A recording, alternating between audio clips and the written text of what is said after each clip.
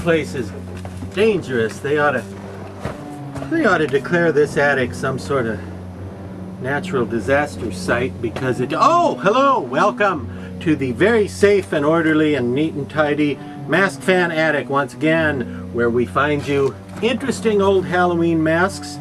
And oh, I just happened to see one right here tonight in the mess. Look at this, kids. It doesn't get any better than this.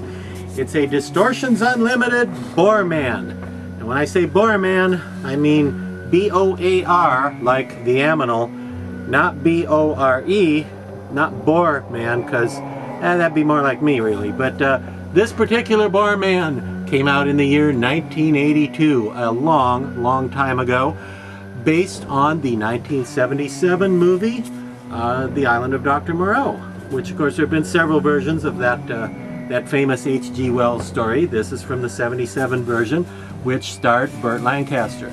Now, Distortions masks in the early 80s were really outstanding, amazing things. They were really the epitome of quality. It just doesn't get better than this.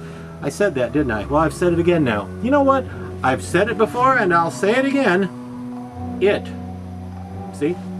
The Boarman here, sculpted by none other than Tom Boorman, one of my all-time favorite makeup artists, for release through Distortions Unlimited. Now, the Distortions masks at this time, they were really amazing. They had very nice, thick, good quality castings, very nice hair put on. The paint jobs were pretty deluxe with the gloss, the glaze on the shiny parts, or the wet parts, that make them look shiny so they look wet. So, you know what I'm saying. Really high-end masks. Outstanding collectibles from the famous Distortions Unlimited back in the early 80s.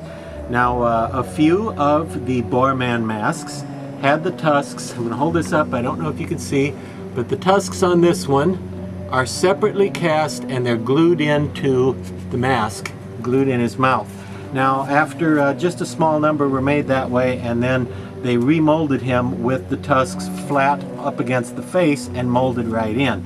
Now, obviously, there's not as much depth with the tusks molded into the face, but it streamlined the production and made them a lot easier to produce. Made it easier to produce the copies of the mask. So there are two versions out there, very similar, same paint job and everything.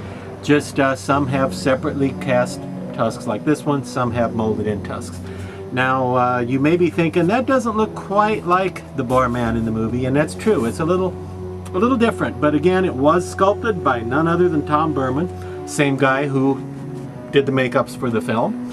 And I've always been a big fan of this mask. 1982, a big year for Distortions, and a big year for mask fans, certainly. And, well, some years later, Topstone, another mask company who was very well known for all the monster masks you saw on the backs of comic books and monster magazines back in the 60s and 70s. Some years later, Topstone, after the rights ran out with Distortions, or what we all assumed were the rights, after Distortions' license agreement ended, Topstone came out with their version of the Boarman, which is pretty easy to tell the difference between this one and the Topstone one, because the Distortions one, really high-end, super deluxe, outstanding quality mask. The Topstone one, not so much. Poured thinner, sold cheaper, painted quicker, and had fun fur hair instead of this really nice wool crepe hair like the Distortions. So it's pretty easy to tell them apart. If it's got the glued on fur hair, that's a Topstone. If it's got the really deluxe hair and it's a nice thick casting, that's a Distortions. And I highly recommend it. I've always liked this guy. Good, creepy, fun character too. So that's it from the Mask Fan Attic, and join us again next time.